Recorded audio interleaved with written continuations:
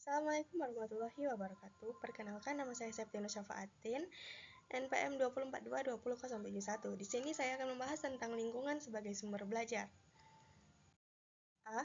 Sekolah, guru, dan teman sejawat sebagai sumber belajar.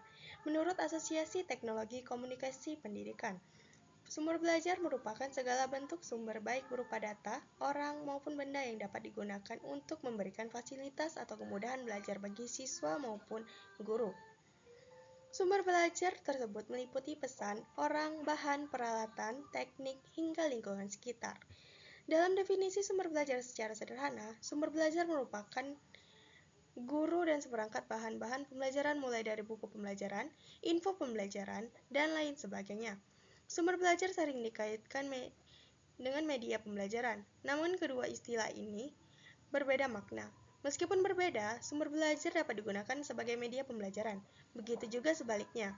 Media pembelajaran juga dapat dialihfungsikan sebagai sumber belajar dan pemanfaatannya. Pembelajaran sebagai suatu proses adalah sistem yang melibatkan berbagai komponen mulai dari peserta didik, guru, materi, metode, sumber belajar, media pembelajaran, hingga penilaian. Jenis-jenis sumber belajar di sekolah. Yang pertama, perpustakaan. Perpustakaan sekolah berfungsi sebagai gedung informasi dan pengetahuan. Ini adalah tempat di mana siswa dapat mengakses buku, jurnal, dan berbagai media lainnya untuk mendukung pembelajaran. Yang kedua, lingkungan sekitar. Lingkungan sosial dan fisik di sekitar sekolah juga merupakan sumber belajar yang penting. Kegiatan di luar kelas seperti kunjungan lapangan atau proyek komunitas dapat memberikan pengalaman langsung kepada siswa. Yang ketiga, teknologi. Penggunaan teknologi informasi dan komunikasi dalam pembelajaran juga menjadi sumber belajar yang semakin penting. Dengan akses ke internet dan perangkat digital, siswa dapat menemukan informasi dengan cepat dan mudah. Manfaat penggunaan sumber belajar. Meningkatkan keterlibatan siswa. Dengan menggunakan berbagai sumber belajar, siswa menjadi lebih aktif dalam proses pembelajaran dan mampu mengembangkan keterampilan berpikir kritis. Mendukung pembelajaran mandiri. Sumber belajar yang beragam memungkinkan siswa untuk belajar secara mandiri sesuai dengan minat dan kebutuhan mereka.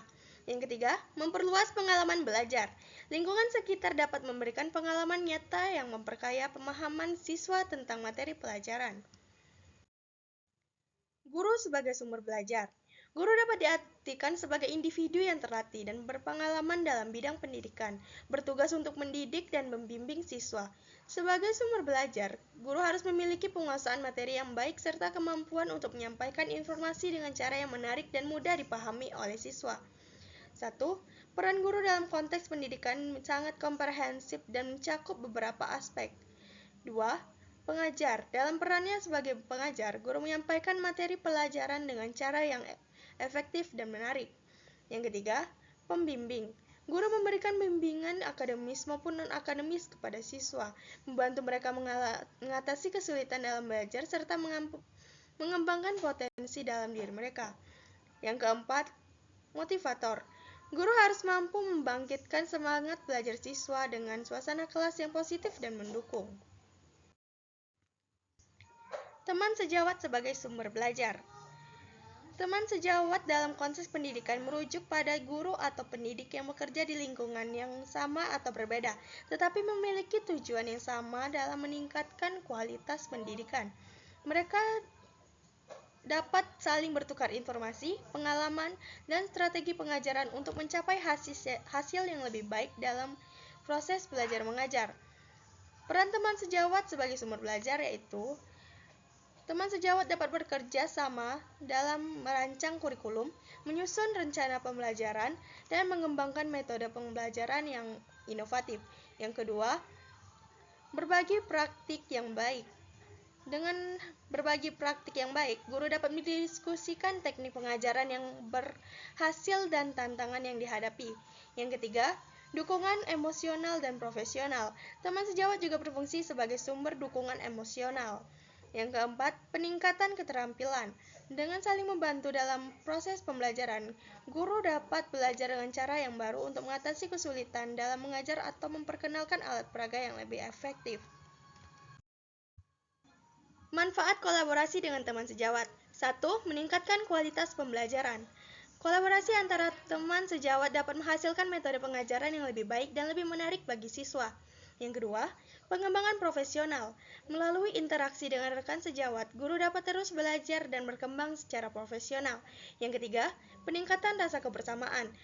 Kerjasama ini menciptakan rasa kebersamaan di antara guru, memperkuat ikatan tim di sekolah, dan menciptakan lingkungan kerja yang positif. Cara memanfaatkan teman sejawat dan pembelajaran yaitu: 1. Diskusi dan pertukaran pengalaman. Kedua, kolaborasi proyek. Yang ketiga, mentoring. Dan yang terakhir, kunjungan kelas. B. Lingkungan sebagai sumber belajar. Lingkungan sebagai sumber belajar memiliki peranan penting dalam dunia pendidikan. Pemanfaatan lingkungan sekitar tidak hanya memperkaya pengalaman belajar siswa, tetapi juga menjadikan proses pembelajaran lebih bermakna dan menarik. Melalui pendekatan ini, siswa dapat belajar secara langsung dari lingkungan biotik atau hidup dan abiotik atau tidak hidup, yang mendukung pemahaman konsep-konsep yang diajarkan. Lingkungan mencakup segala sesuatu yang ada di sekitar siswa, termasuk masyarakat, budaya, dan alam. Menjadikan lingkungan sebagai sumber belajar membantu siswa memahami konteks nyata dari materi pelajaran, sehingga meningkatkan motivasi dan keterlibatan mereka dalam proses belajar untuk menerapkan lingkungan sebagai sumber belajar. Untuk menerapkan lingkungan sebagai sumber belajar, guru perlu melakukan: 1.